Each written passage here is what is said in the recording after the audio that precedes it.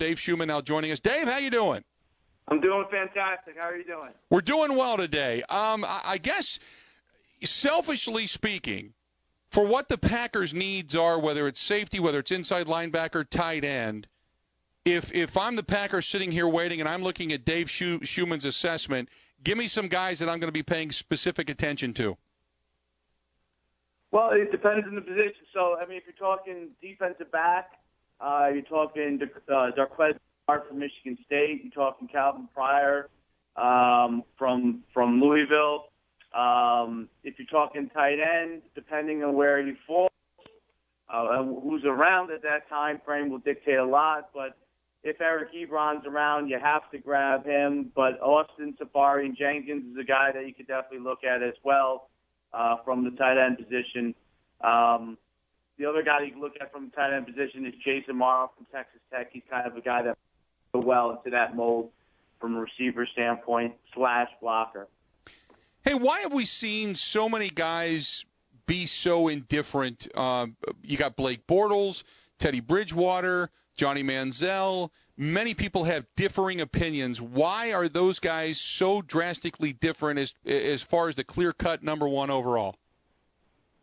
I think the biggest thing is because the variances of types of offenses that are out there and the type of skill sets those quarterbacks possess. Each one of them brings a slightly different thing to the table. It depends on your preference and how you want to change your offense around. That's why Jadeveon Clowney has really kind of emerged back towards the top again as the number one guy, and Greg Robinson, the Auburn offensive tackle, has emerged back towards the top because from a quarterback standpoint, it's really going to be what your preference is and what you want to do with your system. Go back to Jadeveon Clowney there for a minute because you said he goes back towards the number one spot. Now, being the guy that analyzes all of this, how much does Jadeveon Clowney's last season in college and the attitude he took into that season, how much does that play into your assessment? Originally, it played a lot into the assessment, but as it's got closer to the draft and you really look at what his skill set is, people are saying, and guys like me are saying, look, you don't have many pass rushers like him in the NFL. You don't have many guys with speed and athleticism like him in the NFL. You don't have guys with the size that he has or the speed that he has in the NFL. So, and in a game that you're throwing the ball way north of 70% of times in a game, he has a skill set that's needed. The other question I have regarding Jadeveon Clowney, he had claimed that he was sore, that he had some injuries, and they couldn't really prove it. Did those play into the decision-making prowess at all? If he does have any kind of I'm not going to say history of injuries or anything like that, but regardless, would something like that play into it? Well, I don't think he has what you would say any serious injuries, so I don't think you have to worry about anything from that standpoint.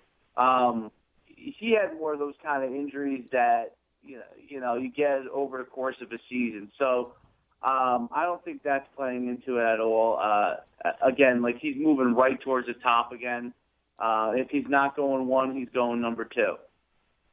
Looking around the rest of the draft, what is probably the deepest position that you would be looking at? The deepest position at the top level for one of the first times, you really have to look at, you have to say the quarterback is incredibly deep in this draft, especially at the highest level. It's unusual that you're going to have maybe 4 or 5 quarterbacks that could go in the first round. So that comes off the charts as number one. The other one that's become more and more prominent is offensive line and defensive line. The draft is full of those guys. They have a high need for them, and those guys are going to go early and often, offensive linemen and defensive linemen. And then the third position, I guess fourth position that really stands out is cornerback. There's a lot of very good cornerbacks that are going to go high in the draft this year.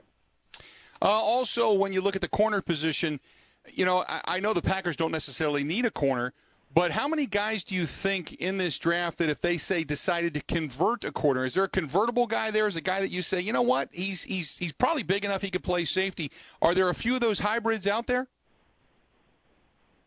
At the safety position, well, falling back to where the Packers are,